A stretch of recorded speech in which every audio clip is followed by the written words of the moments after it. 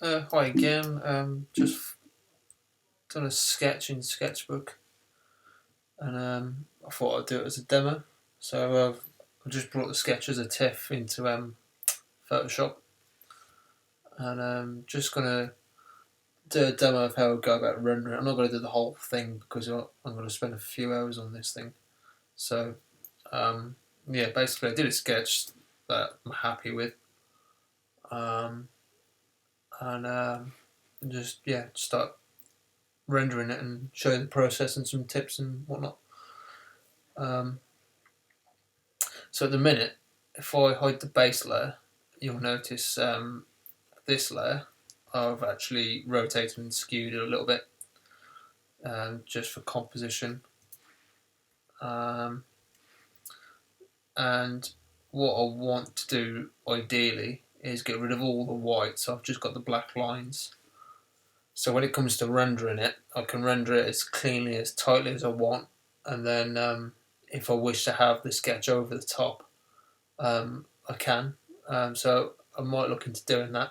Now, normally, what you can do, if you just put it onto multiply and you do a new layer underneath, and say you pick a colour, and if you open brackets and close brackets, can increase the size of your brush, or you can right click and scale whatever. So on a layer underneath the actual sketch layer, because that's set to multiply, obviously the white is transparent then. But I've got in the habit where I've started on the actual sketch layer to do select colour range and just sample the white, and then I end up just deleting the white. So my whole sketch is just literally line work. Now you'll notice, I don't know how well you'll see it, but you can see there's still the greys, because when I did select colour range, the more you increase this, the more it will pick up grey as well as white. Or if you do it less. So if you've got more than just grey, so if you've got a blue or something, or any other colour, if I set that fuzziness to 1 and select the white, you notice it leaves a lot more grey. But because that's actually quite a defined grey against white, it's clearly not white. It doesn't have an issue with it. And this is quite helpful if you use scanned sketches, but the trouble is with scanned sketches, depends on how good your scanner is, because it'll also pick up the colour within the paper. Now, because this has been done digitally on Sketchbook, it'll only pick up the black because it doesn't gain anything from the scanner's light or anything like that. A lot of the time you'll scan a sketching on a scanner and it'll be like a yellowy sort of colour, sometimes depending on whether the light's got in or shadow's got in. So it's always something to bear in mind, but I don't want that, so I'm going to go back, right, and just select that. So you see, because I've raised that, actually it's done it now. It's deleted too much. So go back, select colour range, pop it down to about here. That's better. Right, so I'm happy with that, just having a little bit of grey. And I'm going to leave that on top for now, but I'm also going to tone that down, just so when I start laying paths down and stuff, I can see what's going on. And also you'll notice when you start to use Photoshop, if you're not, if you're past, I think it's off, I was going to say 100%, but that's only 36%. Just so you know as well, this image I'm doing is massive. It's 5,000 pixels by 2,800 pixels at 300 dpi. And that's just because I want to do really high res rendering. Simple as that, really. But you'll notice when you're zoomed out as far so you can see the whole page and you hold spacebar, it won't let you pan. I find this really annoying because I just like to move my paint around. So it won't let you pan until you've zoomed in past the point where your display can't see the full page. As soon as it can see a full page, it will just stop. There we go, it will stop. So to get around this, what I do, if you press F on your keyboard, your display changes as to what your user interface is within Photoshop. And you press it once more, you get a full-on full screen. And if you hover over the sides, you can get all your tools, but it's a bit laggy, it's a bit slow, no matter what machine you've got. I've tried it at work and it's just as bad. So I don't tend to use that one. That's the default. There's 3 settings, and I usually work within the second one. And the second one, even when I'm zoomed out quite far, it lets me pan. Why Photoshop does not let me do it on this version, I've no idea. I have to go into the next one. But it's quite handy because I like to just move it around and whatnot. But anyway, enough of that. I'll start getting on with this now. So if you double click on here, on your background, which is normally locked, this little box will pop up. You can name it again if you want, or whatever. I'll just click OK, then it unlocks that layer. But for now, I'm just going to ditch the white. And then I'm going to go down to the bottom right hand corner and I'm going to create a gradient. And then this little box pops up and you'll get a gradient fill layer. Click in that box there. And you can select a lot of presets, but I always select the same one. And then within this area here, I'll just add in some colours. And you do that by just clicking on there, so it selects that little icon, and then where it says colour, you can either select a colour via whatever, or you can go to your swatches. I use swatches all the time because when I'm having to do a rendering of the same thing, multiple views, multiple times, it's nice to have the same colours used. So I always tend to have a selection of colours. When I start a new project, so for example, I'll do a load of colours that I want to use, and I've always got those to hand then. So I don't have to keep colour picking and all that kind of stuff, which just gets tedious and irritating. And I'm just umming and ahhing about what colour to do. Now the good thing about doing this gradient fill layer, rather than just airbrushing something in, is you can always go back and you can always change this at any point, at any time. It's non-destructive, so it always makes it really handy for doing stuff like this. I want to go something like that sort of colour. I'm just going to delete that. I don't want that. I only want one of these in the middle and one at the end. So that one I'm fine with that. That one I'm going to do the same, or slightly darker maybe.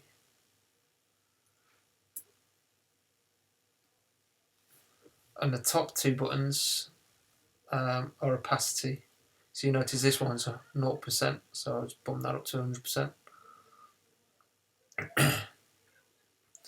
This one I'm going to do slightly lighter colour.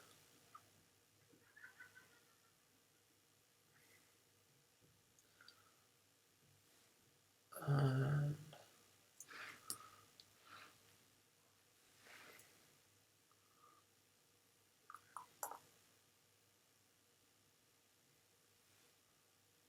you can also select your colour by just dipping on the other side or in the middle or whatever. So I want the 2 ends to be the same and then just slightly lighter in the middle. Well, that's slightly too light, I think. So I'm going to pick that colour, but then I'm just going to take it up a little bit. I only want to create like a slight hot spot. That's too light. Now also you'll notice no matter how good your display is, no matter how good your display is, for some reason Photoshop will put grainy lines within the actual gradient for some reason until you click Diver, and then it gets rid of them. So why it does that option is beyond me. Why it just does not do it in the first place would be quite handy. But anyway, so with that said, you can change it to a radial or an angle or reflected, and you can move whilst you've got this box open. You can move the actual gradient. So say if I do a radial, I can move that, and then you can scale that as well, depending on what you want to achieve. You can align with the layer. What that actually does doesn't really. Oh, I don't see what it does really.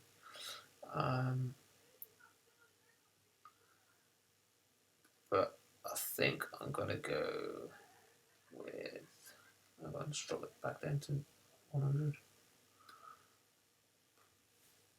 I just got to keep it linear, I think, and change the angle so it follows the perspective of the car. Sort of. I might end up ditching this actual gradient in the end, I think. I don't know. Anyway.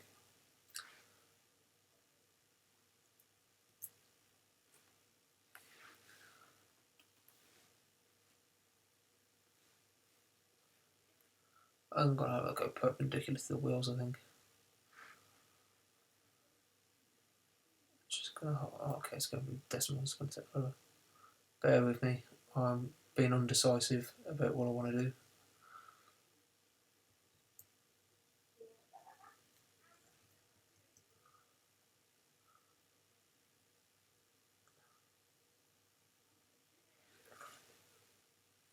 Yeah, it's about... Yeah, we'll go with that for now. Maybe, actually, no. I just want to move it slightly.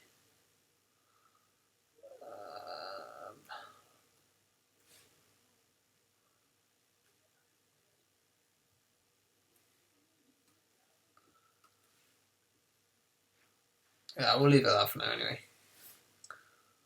And the next thing is I want to start blocking in some shadows and some colours and stuff. I'm going to go straight in with the pen tool, but up here when I'm on the pen tool, which is if you hold down here, it'll tell you it's P's shortcut for pen tool. Normally it's set to path, but I'm going to put it on shape. And then I also leave. There was another setting somewhere. Maybe not. Right. So with that shape selected, I'm then just going to start marking out where I want my bodywork to be. And the reason why I've used shapes, you'll see in a minute. It makes editing and going back and tweaking everything a lot easier. And at the minute, where it says fill, there's a line cross through it. That means nothing's selected for fill. The next box along its stroke, it's got a 1 point line that's black currently. So when I press A to go into select mode, you notice it's got a black dotted line. That's because the line's a dotted line. If I put it on a solid line, it's got a line, and also you can change whether it's to the left or centre or to the right or in or out. If I put it on centre, you see it's on centre there. But what I'm going to do, I'm going to turn the stroke off. I'm going to put a gradient on. And then I'm going to go into the gradient tool and literally going to mess around with some colours. Again, the good thing about these things is I can always just come back to these, which is pretty good. And I want to end up in this sort of bluey sort of colour. And I think I might just select from here. So it's got a hint of blue. I haven't got grey with a hint of blue. Right.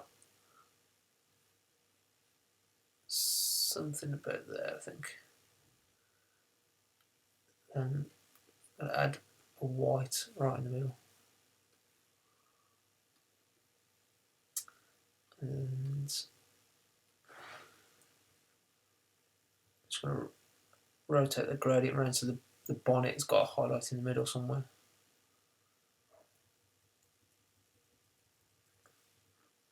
Let's turn the scale down slightly. Can't see what's going on.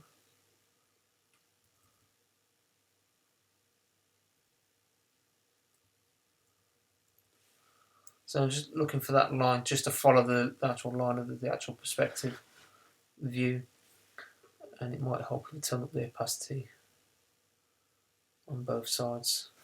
No, this isn't going to be the finished thing. It's literally just my base layer for the base of the colour of the bodywork. There's going to be shadows and all sorts of stuff on top of this. But you notice now I've done that path, it turns up as a shape layer when selected.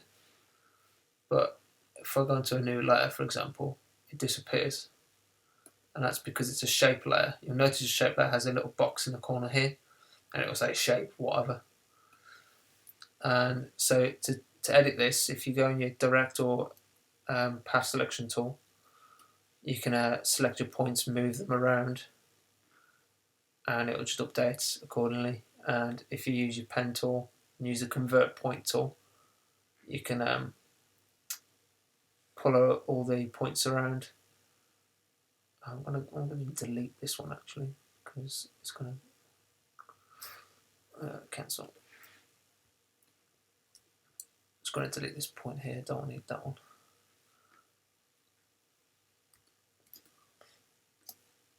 So just using the convert point tool, I'm just going to play around with these, get them to fit where I want to the sketch. But I'm going to do it roughly because I'll come back in and I'll tweak it a bit more once I've got some curve going onto these endpoints. But it just means using a shape layer rather than to physically draw all that and render all that. You're starting to get somewhere pretty quickly. So I then go to my direct selection tool, and I can now select and move both ends so that this curve always remains in curvature to the other side. If I use the convert point tool, it'll only move the one edge and this side will be out of curvature, which isn't what you, well, it depends on whether you want that or not. But I use the direct select tool to then fine tune and move these around and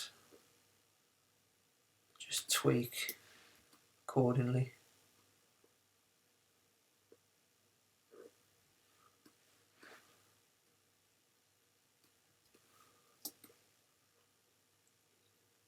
And like I say, the good thing about this is if I change my mind about something, which I'm always doing, I can always just come back and change it, which is so much easier.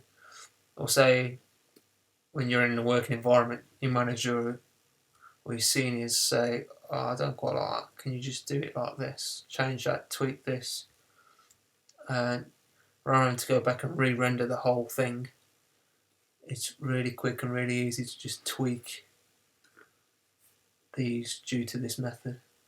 If I just path that out normally and then rendered in between the actual selected area and then done it all pixel based and using loads of layers, I'd have to re-render the whole thing to change it again, like going backwards and forwards and erase and mask. And whereas with this, if my boss said, oh, I don't quite like that front end, can you flatten it off or make it more curved, I'd literally just grab the shape layer and just pull it. So, and there comes a point where you will have to re-render things and redraw things, but the main bulk of the actual rendering is done for you in a way, and anything that makes your job easier or quicker is a bonus, especially when it's got to have approval from managers and so forth. Right. You can also use your arrow keys to nudge points and stuff, so you can nudge pixel by pixel. So that's kind of, I don't want any kind of harsh bends and creases. Oh, there's going to be a wheel in here somewhere. I'm going to try and keep this quite conceptual, but yeah. So you go around with the arrow keys sometimes and just nudge them, pull, tweak, whatever. So rather than going on doing the rear bit, I'll just for now. If you on a PC, if you press Control whilst clicking on the icon for the layer, you'll notice it actually selects that area. So then you can then create a new layer, and with that selected, get a brush and draw within that area, which is very helpful. So not only is it the main base colour or whatever it is for your rendering, it's also very good for selecting that area and nothing else, which is also very good. And there's a little thing, when you've got your direct select tool, if you've got all layers selected up here where it says select, if you've got multiple paths and shape layers, it'll pick anything if you marquee. So I always have it to active, which means it'll only pick that shape layer when I'm on that shape layer. That'll make more sense as we do some more shapes. So rather than doing another render, I'm going to do another shape layer now. But this time it's going to be the top of this wheel arch. And basically just going to block out a nice big area. Ooh, delete that, didn't want to do that. And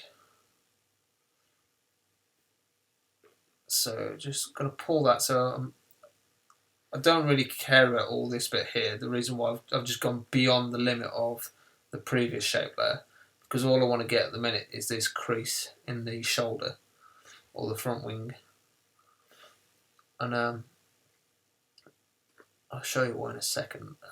So what I'll do, I'm going to also make that a solid colour. So rather than on the gradient, I'm going to click on the black square, but then I'm going to select a colour. And I don't think I've got that dark. A bit lighter, a bit lighter still. Then Command or Control click to bring up the layer below, selection, and then click on the layer mask. And then basically it's created a mask, so it's just hidden everything with the outside of that area. But then also on that mask, the masks work with black and white, so it'll only let me select black or white. Even if I try and select a red, it won't, it'll be black or white, or grayscale anyway.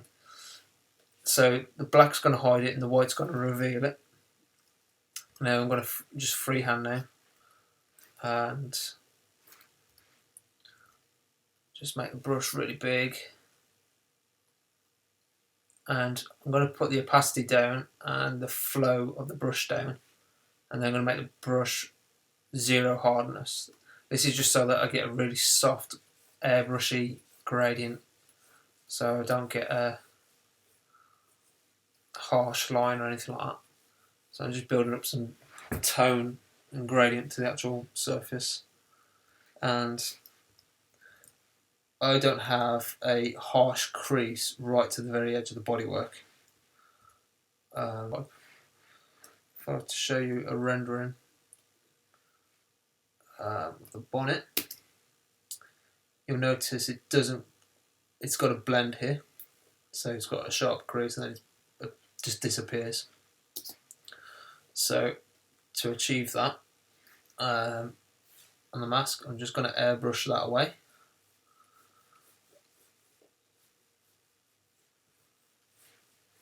Easy as that.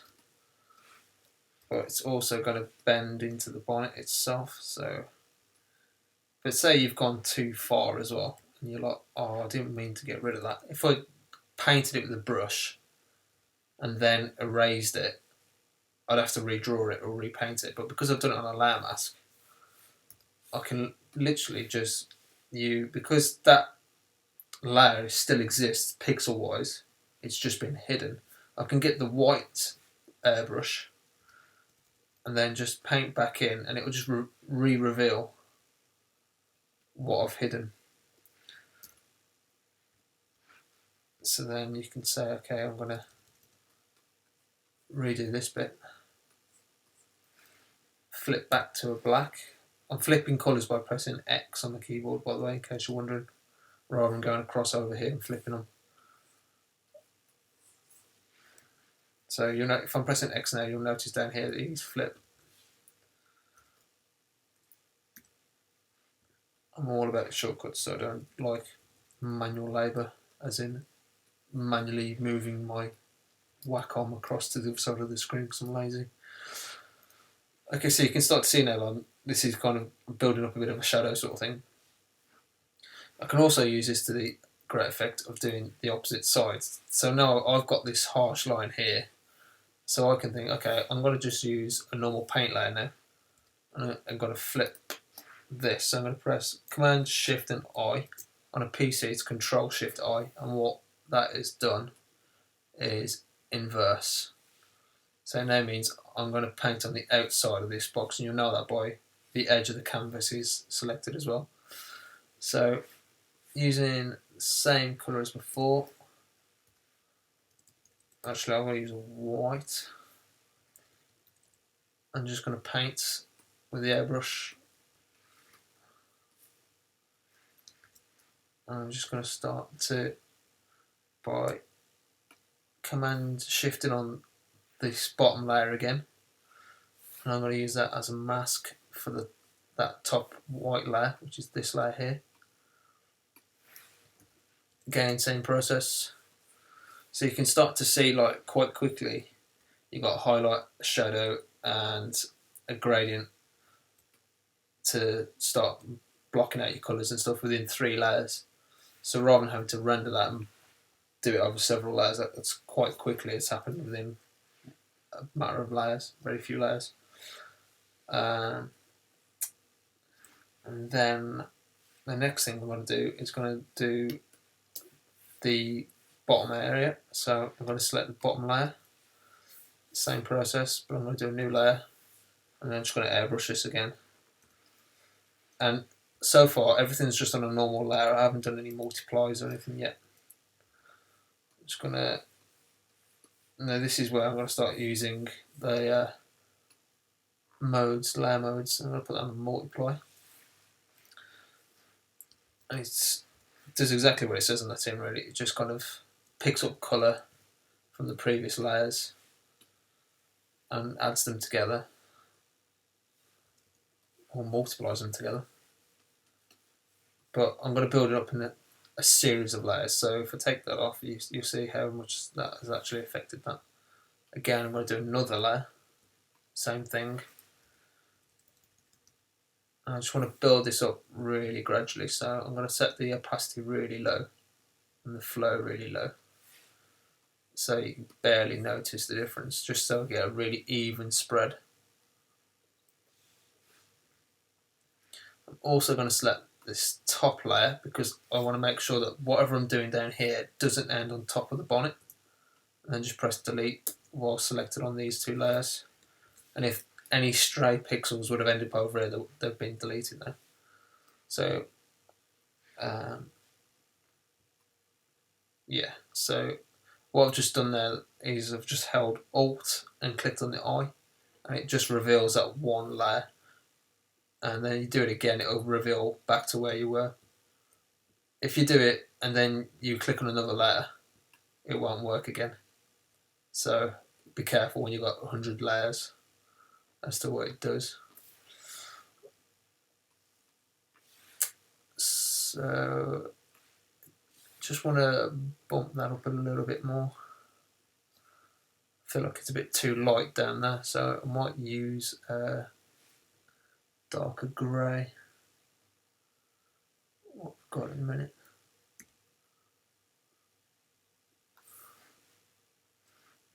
I'm going to press question mark on these two layers. When I press question mark, it does this little icon here, which is lock pixels, which means if I use a paintbrush on there now, it'll only draw on pixels that have been painted within that layer.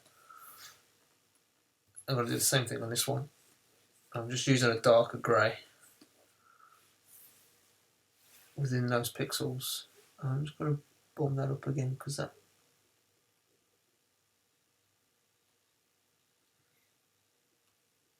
So this is the good thing about using the swatches now. I can just go through a nice predetermined range of colours or tones without having to manually pick them. Also, this bottom edge it's a bit harsh at the minute. It just abruptly ends, and I want to soften that off. So I'm going to get my brush, and I'm going to put the hardness down, and I'm going to raise the opacity up a bit. And then on this bottom layer, I'm just going to do a layer mask. And this one's white. You can invert it by Command I. If you're wondering why it's black and white and then why this one. Anyway, if white's revealed everything, I'm going to use a black brush, and then I'm just going to gradually take that off and just hide that bottom. But I'm also going to have to do that for these two layers here. But I can do that by just using the same mask. Hold Alt, click on the mask, drag, and it will duplicate it onto those two layers.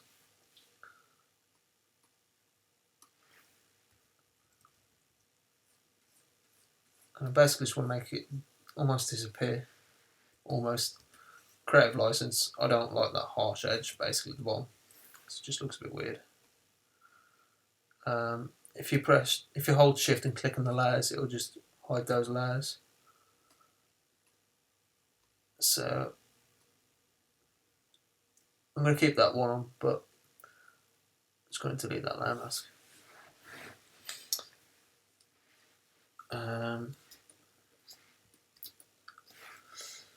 I'm going to start to build up this shoulder as well now. So I'm just going to new shape layer.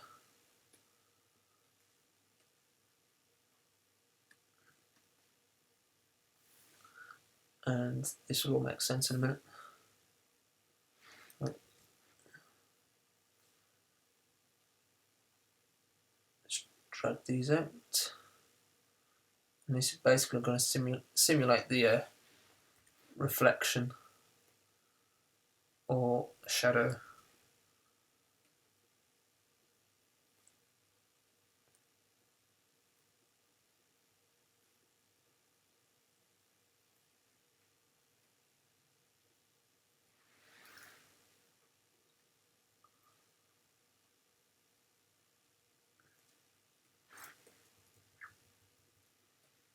And I'm just tweaking these points until they look right and they follow the curve properly. Probably doesn't help that what I've got at the minute is a dotted line.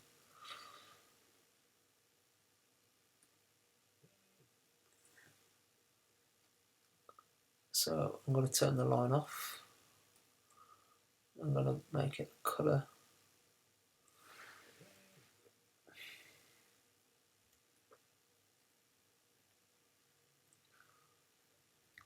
Zoom out and see how that looks. So I definitely want to just pull that out a bit.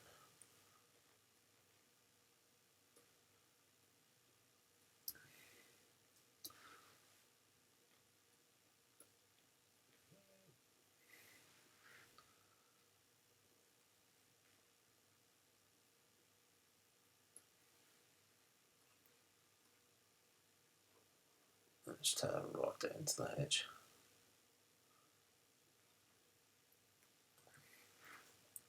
Again, I'm just going to nudge these until there's somewhere that I think is right. But also the sketch is interfering now because there's too many lines I'm trying to read between, so I'm just going to turn the sketch off. And then you can see actually a few of these points are out. Bear that in mind. So just tweak that accordingly.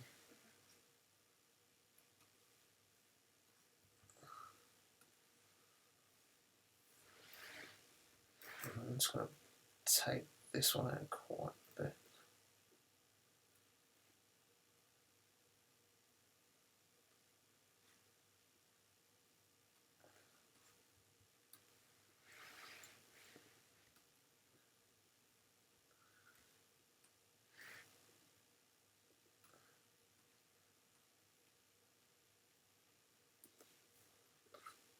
Okay, it looks about right. Now obviously that's harsh, so what you can do, you can just apply a layer mask to that. And select that area, and then just going to paint that black.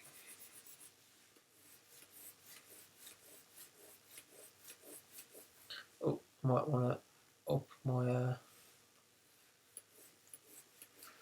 settings. Right, so now I've effectively got rid of that, but I'm going to invert the mask so it's back, and then I'm just going to play around with the feather on the actual properties of the layer mask,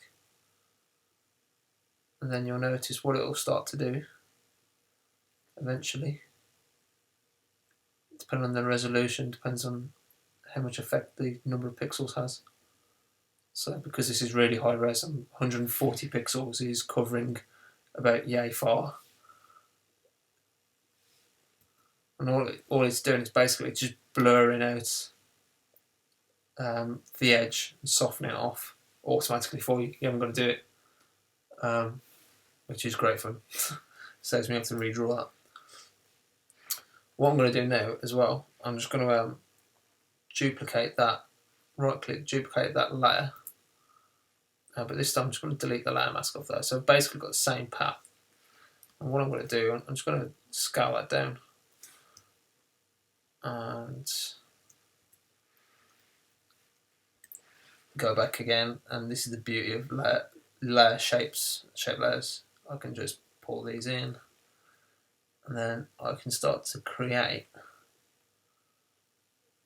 effectively the thing you see in automotive renderings and in automotive cars, bodywork, paint, reflections. You'll see this kind of bending of light effect, which is what you're trying to recreate here. And you're this kind of almost elliptical ring almost effect. It's basically what I'm trying to recreate here.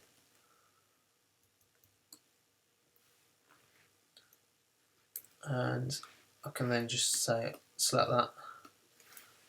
If I wanted to, I could use that to mask off the one beneath, but I'm not going to do that. I'm just going to play around with the settings on here. So I'm going to try overlay. No, it's too much. Soft light.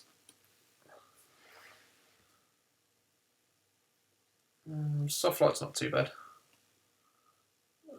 It's a bit vivid, no.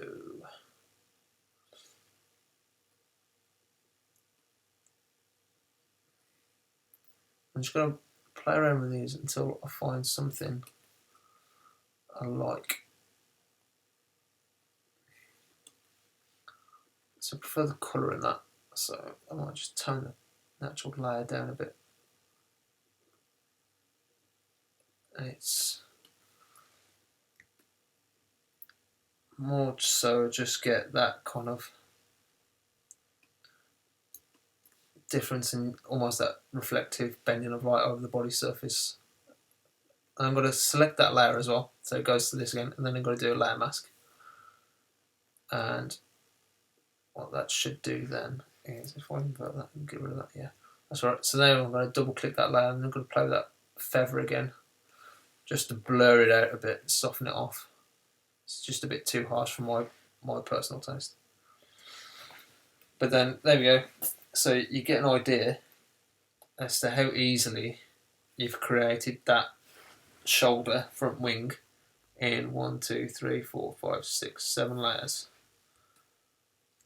And I'm also going to do the exact same thing on this side, but this time it's going to be a bit more broad. I'm just going to pull these two out and pull these to knock off that corner. Again, just tweak till you're happy.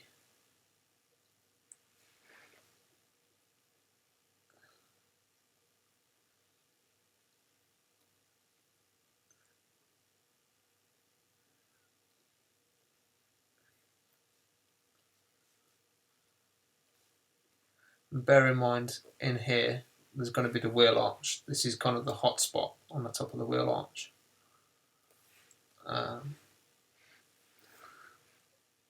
Which is what I'm trying to get at the minute. So I'm just trying to keep an even gap along this edge.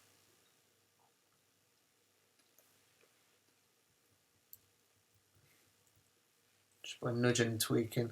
And it's the little things that you'll notice in your renderings if you don't pay attention to these little details. I.e. how that's thicker there than it is there. It'll let your rendering down.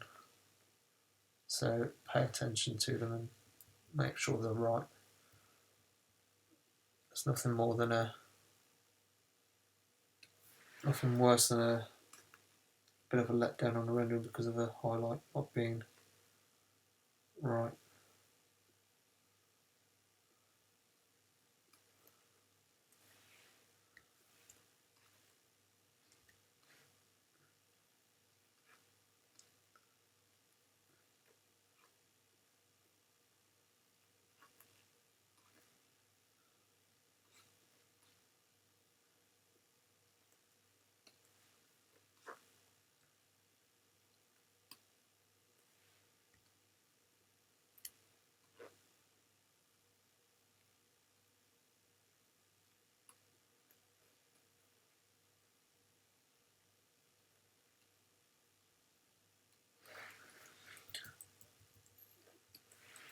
Okay, something like that is looking alright. I'll then make that a brilliant white. This little corner here is irritating me.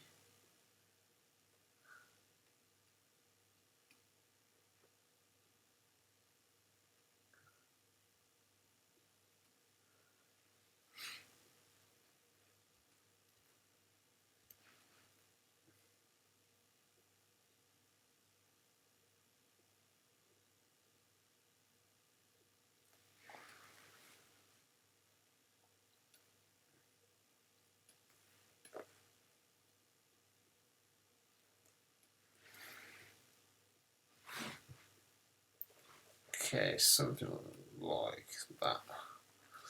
Same principle again. I'm going to select that area, layer mask, go into the layer mask and just feather the mask.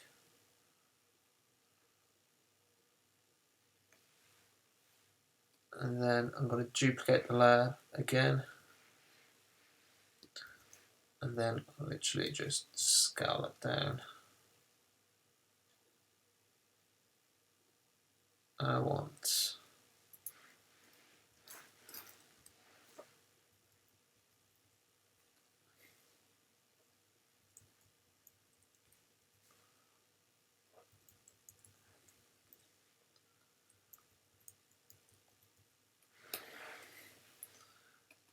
again just feather that as well.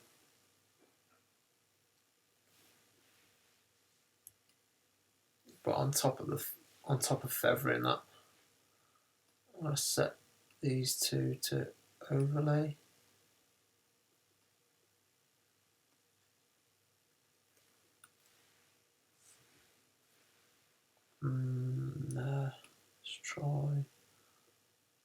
item.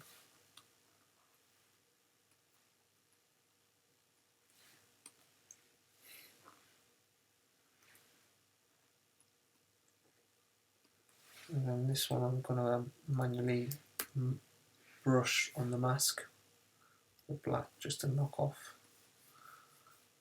that top bit. I'll do the same with the one above as well.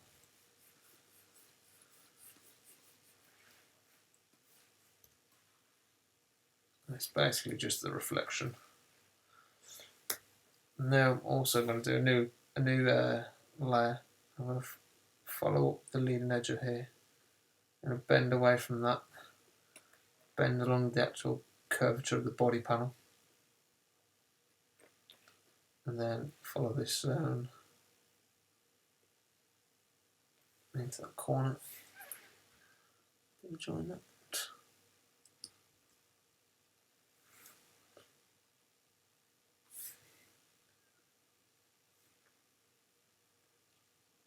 And this is going to be like the horizon line, basically reflecting the body panel.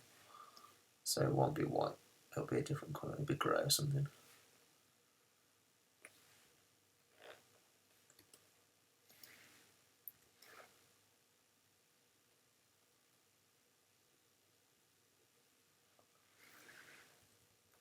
But I want to keep an edge on the body panel, so it's the actual edge of the metalwork.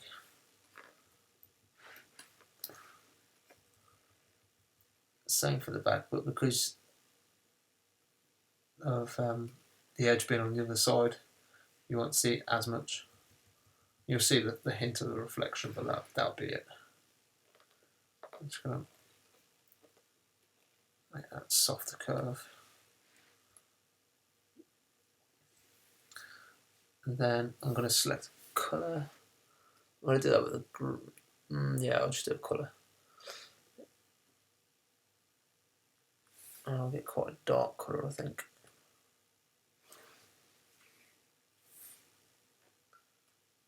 Okay, it wants me to select from here.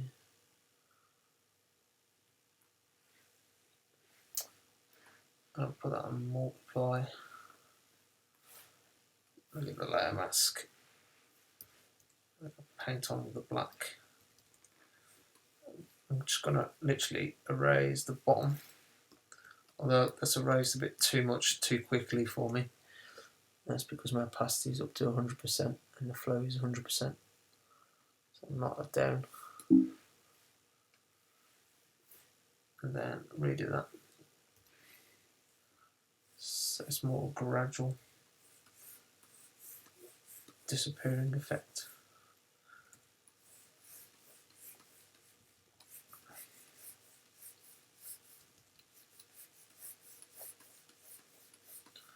Once I've erased what I want to erase, I'm then also going to tone it down like so.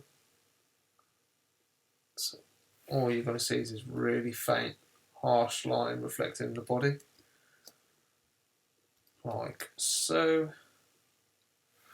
If I pull my sketch back up, you'll see the spokes to resemble a wheel. So I press U on my keyboard, which gives me this tool. Select ellipse, shape.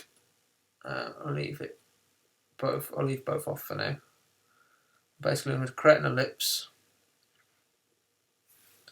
That hasn't done that. Yes, I'm going to do that. I'm going to press Command T or Control T, and using these 4 points as a crosshairs, I'm going to use them as a guide for my axle line.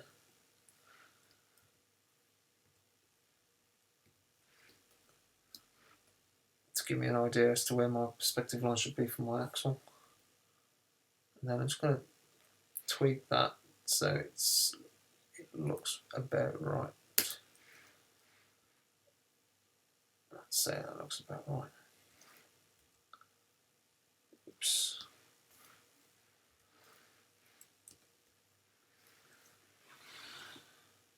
And yeah, it looks pretty decent.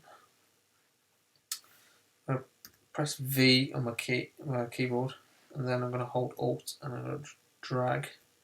Now because I haven't got any stroke or anything on that, it'll come back when I press A. So I suppose really best you can do 2 layers at the same time, put a stroke on them.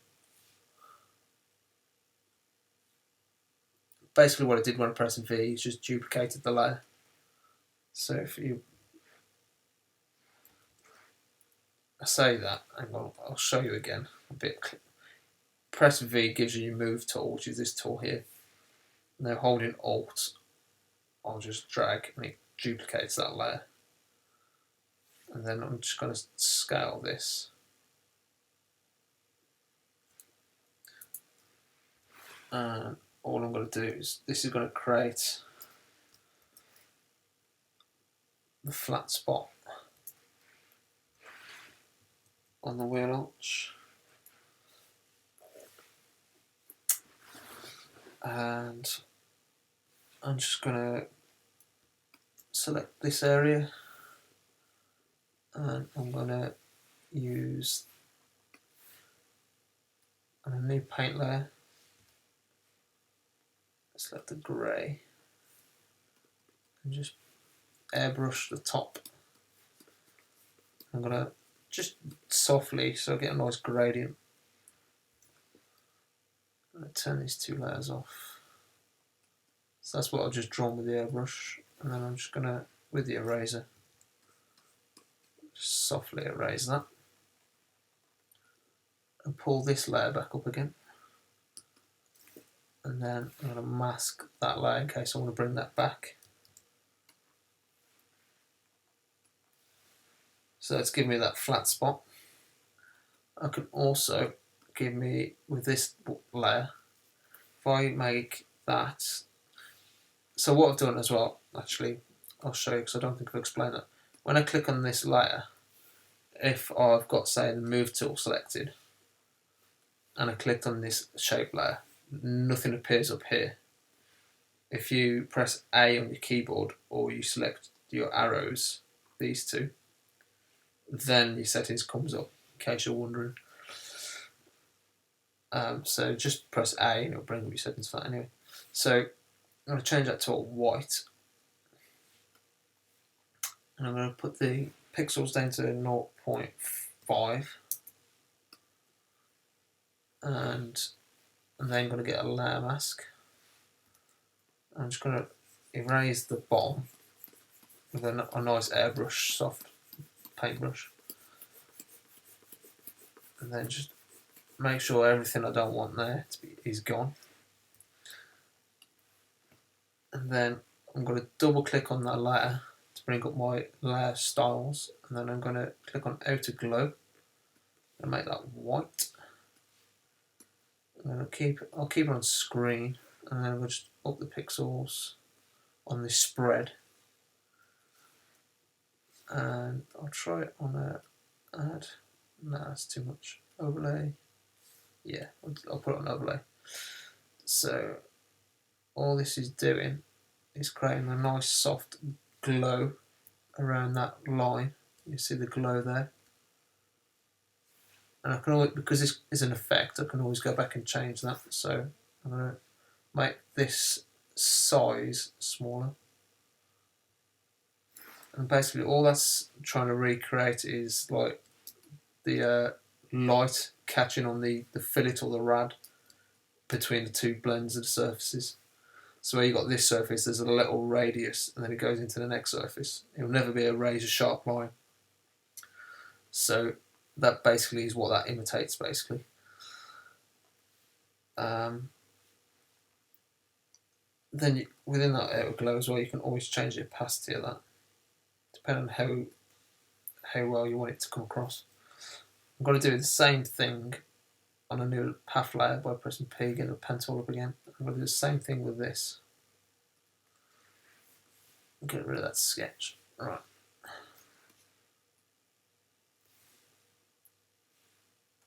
Make sure that's center aligned. Again, just got to do the same thing with this. Make sure that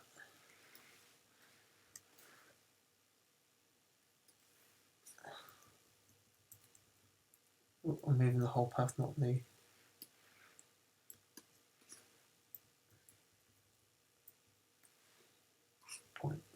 same thing again. But this time I'm going to use shape the mask to just soften it and blend out those edges.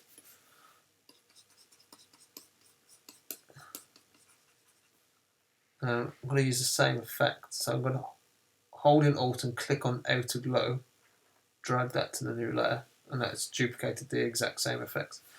I've also noticed here there's a sharp crease, which is this line here. I don't want that, so one of my layers has created that. So what layer? I'm just going to find what layer that is that's doing that. Possibly that one. It's a combination of a few.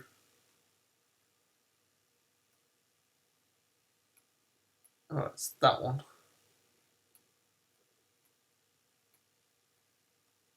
And that one.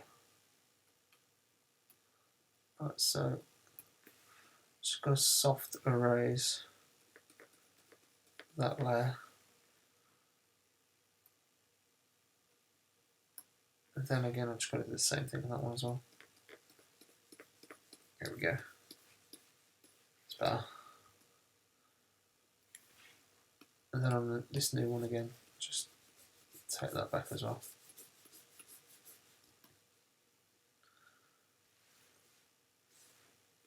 Okay, so that's getting it a lot closer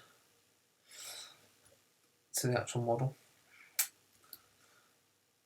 And how long are we at for this? I think this has been a while.